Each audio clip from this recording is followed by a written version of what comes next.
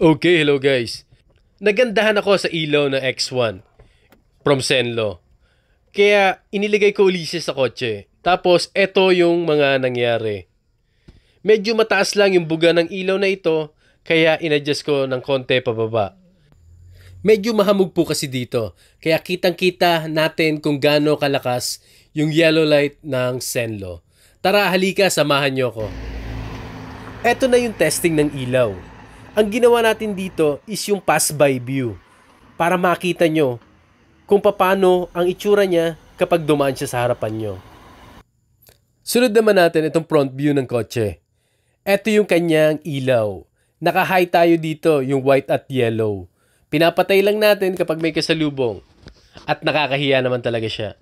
Then, ito yung low natin, yung white. Hindi naman siya ganun nakakasilaw sa mga kasalubong.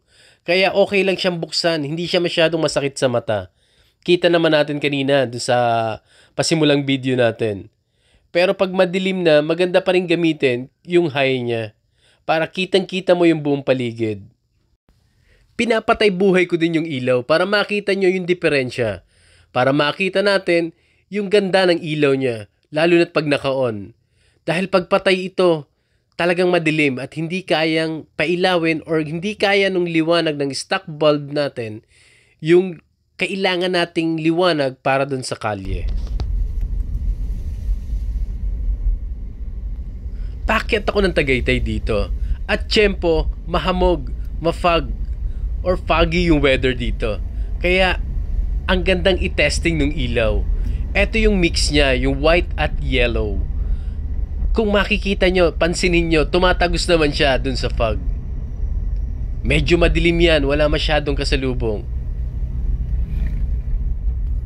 Kaya makikita dito yung magandang performance ng ilaw sa madilim at sa foggy na ganitong panahon.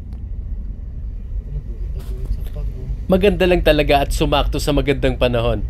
Or I mean, foggy na weather yung ating pag-akyat dito sa Tagaytay. At least, matetesting na maigi talaga yung ganda ng ilaw.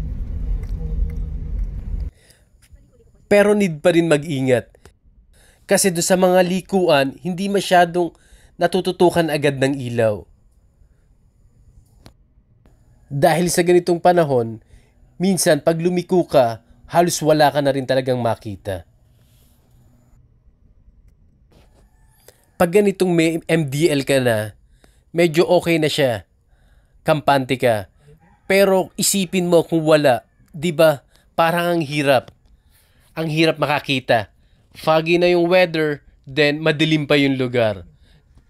Kaya minsan ang sarap lang talaga na merong ekstrang ilaw na tutulong sa biyahe mo.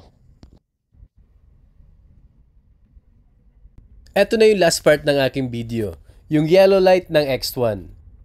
Ito, matetesting na or nakikita nyo na yung performance niya. Maganda rin ito at maliwanag, yung yellow beam. Saktong-sakto at maganda sa ganitong klaseng panahon. Hindi ka masyadong mahihirapan. Saka malaking tulong talaga. Maraming salamat po sa panonood ng aking video. Sana po patuloy po kayong sumuporta para makagawa pa ako ng mas magagandang content. Huwag niyo pong kalimutan mag-subscribe, follow na din po. Maraming salamat po sa inyo. Ride safe po at God bless din po.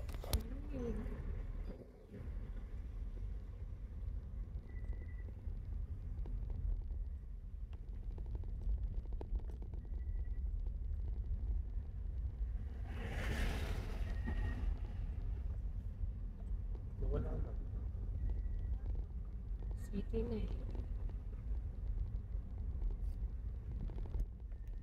Kaya mamaya dito ulit tayo dadaan.